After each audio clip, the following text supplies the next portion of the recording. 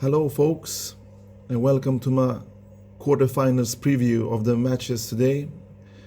And we have an interesting day at Wimbledon today with all of the four quarterfinals that are playing today.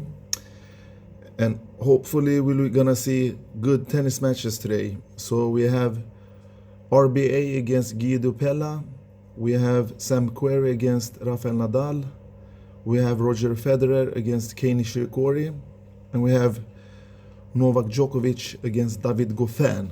So far in the tournament, if you look at the fourth round matches, the big three impressed me most. They were ruthless. They didn't lose a set, and only Roger Federer faced a break point in that match. And to be honest, Roger impressed me the most in the last match, but the Italian guy Berrettini was a little bit nervous and made some crucial mistakes. But not to take away anything from Federer, he did a super solid match for once and only did 5 unforced errors. So if we look at the opponents that are facing these big three giants, the only one with Grand Slam semi-final and final routines are Kei Nishikori, who lost the 2014 US Open final against Marin Cilic, and then we have Sam Querrey, who reached the semi-finals at Wimbledon at 2017. So that's their experience from Grand Slam. And of course then we have RBA, we have David Goffin, we have this Argentinian guy Pella. So those guys are in the quarters today, and hopefully maybe we can see some upsets, but I don't think that. Because if we start with the RBA match against Guido Pella, if you watched the recent round, you saw that Guido Pella played way over his head. He did some fantastic lobs over the tall South African guy Kevin Anderson, and he won that match fair and square, and then he beat Raonic in the last round.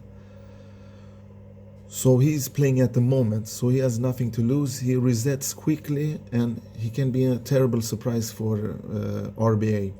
RBA, who is a hardcourt specialist, he's very all-round, and I think clay that some mention that is his best surface, but I think hardcourt is his best surface. So this baselining event at Wimbledon this year is suiting him well. So he has already beat Novak Djokovic twice this year. So, but it's a different story in Grand Slam. And if he meet Novak in the semifinal, I think Novak will win. But he can take 1 or 2 sets definitely.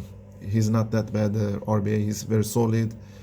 He's fluid on the grass court. He has a good defensive skills. He's a good backhand, solid forehand. So RBA can do some damage. But the match against Peja is very tricky, so it's going to be hard for me. Because, like I told you, Peja is playing at the moment. He has done a terrific over-expectation tournament, so he has nothing to lose. And perhaps he can give RBA a good run for his money and maybe even win. So that's not impossible. And then we have Novak's match against David Goffin, the young Belgian. Some call him a mini wizard, but I think he's Novak is a much better player than him. He's a light version of Novak Djokovic, because everything that he lacks, Novak does everything he does much better, because Goffin have a solid serve, has a solid baseline game. He's very good at crucial points, as we saw against Verdasco. So Goffin, if he's playing as he did at Halle and at this event at the Wimbledon, the first four matches, he definitely can take a set, but nothing more than that, because like I told you, everything he does, Novak does it better, and Novak is a Grand Slam player, he's a trophy hunter, he's the man to beat in this event. He hasn't played the best, but Rafa has impressed me most, and then Federer, and Novak is still in there also as the favorite in my opinion. And then we have Sam Querrey, who I had as an upset alert in the beginning of the tournament. I thought that he was going to take Dominic Thiem down, because Dominic Thiem is not a good grass court player. He's okay, but not that good. And he told in the press conference before the tournament that he's probably not there to win. So, and Sam Querrey won fair and square in the first match. So, but Sam Querrey is facing Rafael Nadal. He have beaten him one time, I think, and that was in Rio ATP final. I think it was 2 years ago, or was it 3 years ago? But anyway, he has a huge serve that he has to depend on in this match. If it serve doesn't work, because he's not a baseliner, he has no good ground strokes that can hurt Rafa. So he will get schooled from the baseline against Rafa, that's for sure. So his serve has to be fluid. He has to hit many first serves in with different variation, because you know the problem is he's facing Rafael Nadal. He's one of the best returners in the world, the best on clay according to statistics, but on hard court he's slight behind Novak Djokovic. So Rafa knows how to return. He's going to stand far behind the baseline, and you know that Rafa is the best baseliner we have ever seen, together with Novak Djokovic and Andre Agassi, in my opinion, and perhaps maybe Björn Borg, but he's different rackets, so it's different era, and it's hard to compare, because tennis is always evolving, and it's difficult to compare. But anyway, with that said, Sam Querrey's chances are only chance to keep this match alive, to take it to 1 or 2 tie breaks, is to keep his serve, because like Nick Kyrgios has a good serve, but Nick Kyrgios has a huge forehand and a solid backhand, so that's the difference between Sam Querrey and Nick Kyrgios, and that's why I think Rafael Nadal is gonna take this match pretty easy. Not easy, but maybe 3 tight sets, depending on how he wins the first set. That's very important. And then we have Kei Nishikori against Roger Federer. Kei Nishikori has a decent head-to-head, not decent, but he trades 3-7. He beat him at ATP tournament, ATP final tournaments last year, and he trails 3-7 against Roger Federer, and he has played very solid in this event. So I think he can take a set from Roger, but once again, I think Roger will be the bigger man and the better player, and he will probably win it 3-1 or 3-0 in sets. Because if you look at Roger's last match, you saw a more focused. He is always focused. He's a professional player. He has been that for over 20 years. But Roger's focus, his forehand is starting to clicking, and I mean not clicking in that way.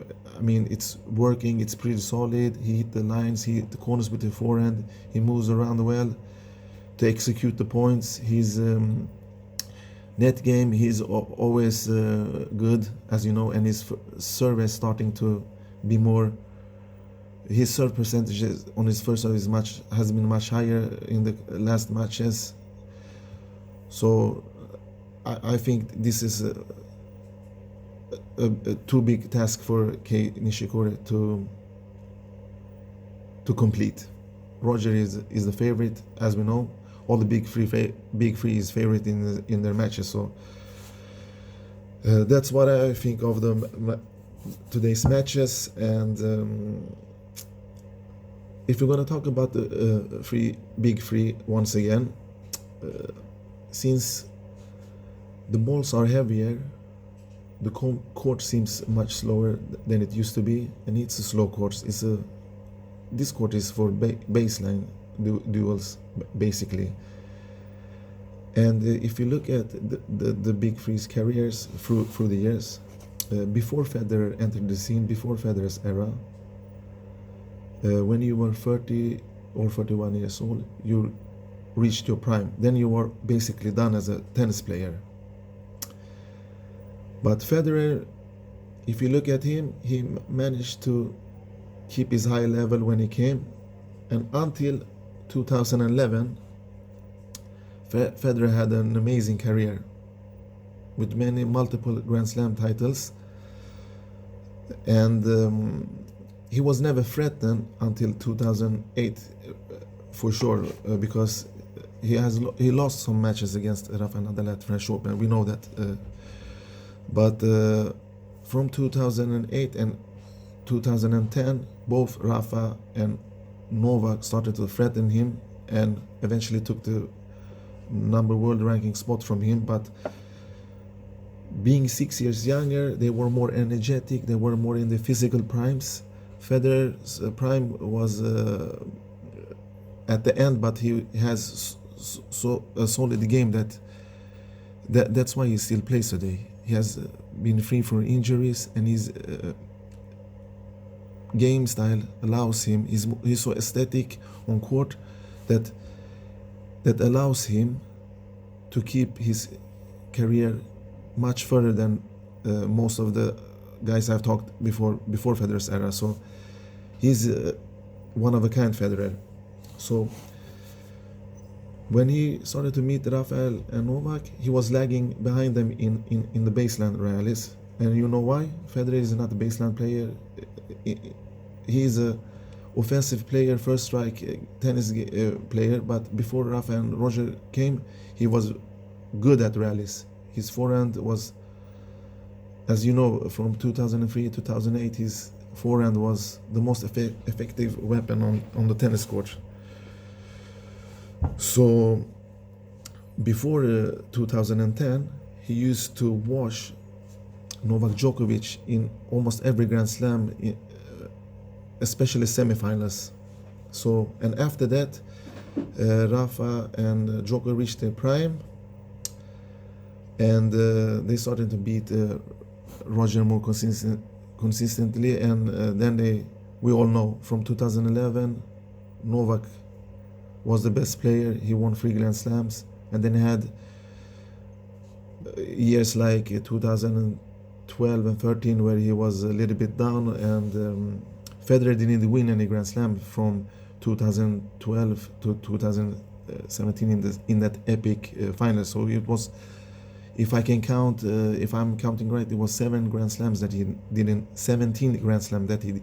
won, because he won Wimbledon 2012, and from that he didn't won any Grand Slam until the epic final at Australian Open at 2017. So what does they say?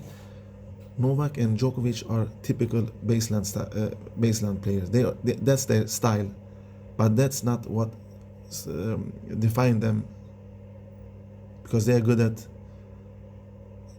many things. If you look at Novak's second serve, his second serve is almost as good as first serve, so that's why he wins many points, 3 points there. And his return game, so Federer has the all-round game, but first strike tennis, execute points fast, but that is also not defines who he is, because he's so good. They are all diverse, all of these giants. So that's what makes them so unique. Their mindset, their consistency, they're willing to win. They grow when they play Grand Slams and Masters, but mostly Grand Slam. Oh no, of course, we have talking about this for many years now. The next gen players knocking on the door, but none of them haven't been able to dethrone these guys. And we have Murray, Cilic, Wawrinka, and Del Potro. They're only guys that come between these giants.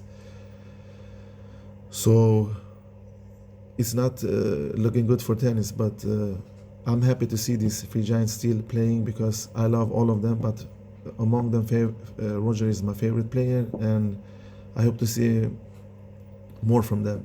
And that was my preview of the quarterfinals matches today. I hope you enjoyed this video. Please subscribe. Have a nice day. Bye bye.